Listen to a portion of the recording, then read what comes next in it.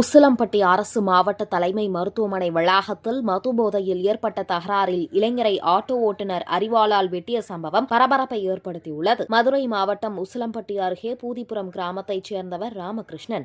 பந்தல் அமைக்கும் தொழிலாளியான இந்த இளைஞர் உசிலம்பட்டி அரசு மாவட்ட தலைமை மருத்துவமனையில் சிகிச்சை பெற்று வரும் தனது அண்ணன் கார்த்திக் மகளை பார்க்க வந்துள்ளார்.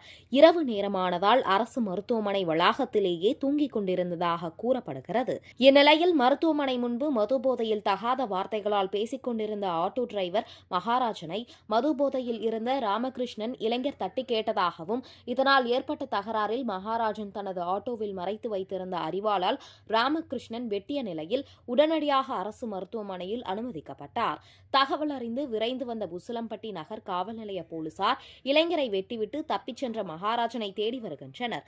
மருத்துவமனை வளாகத்தில் இளைஞர் வெட்டப்பட்ட சம்பவம் தொடர்பாக போலீசார் தொடர் விசாரணை நடத்தி வருகின்றனர்.